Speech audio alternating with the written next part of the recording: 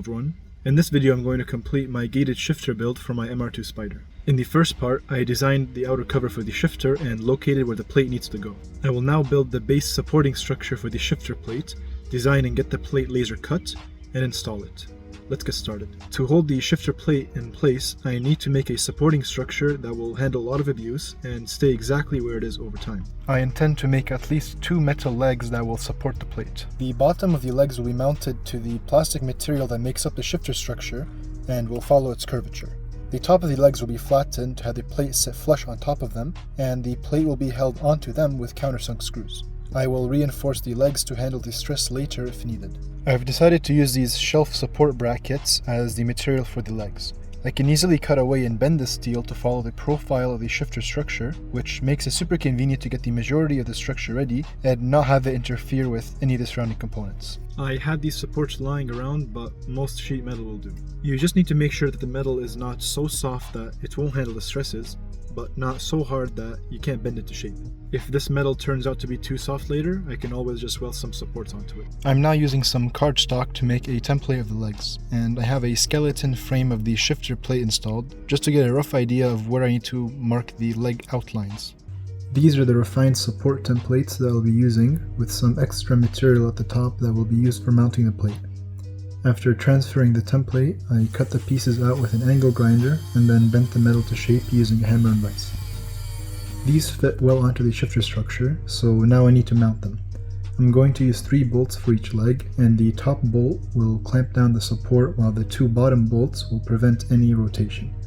To make the installation easy, I glued the nuts on the underside of the base.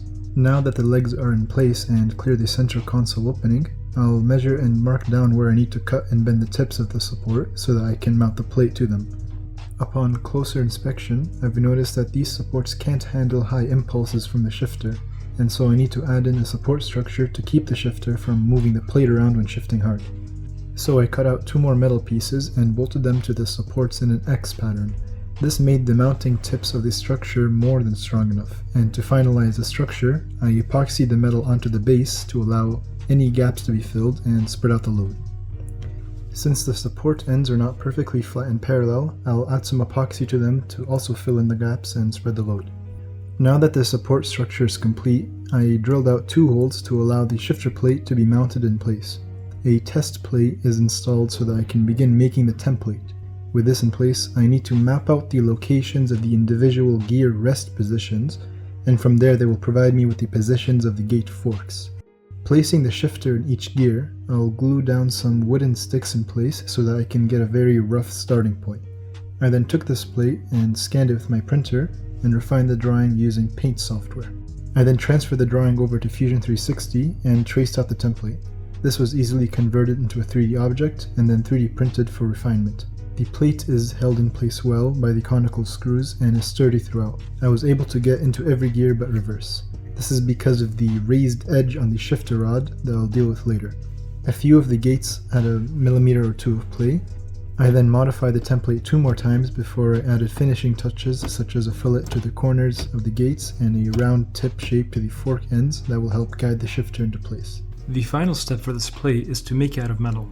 I chose a thickness of 1/8 of an inch as I didn't want the metal to be so thin that it could bend out of place, but also not so thick that it interferes with the shift rod.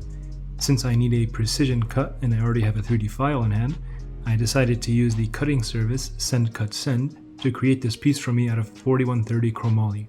This ended up costing me about $30, which I found to be a very reasonable price for a custom part like this. Now that the plate is installed, I noticed that there was a small amount of difficulty getting into certain gears.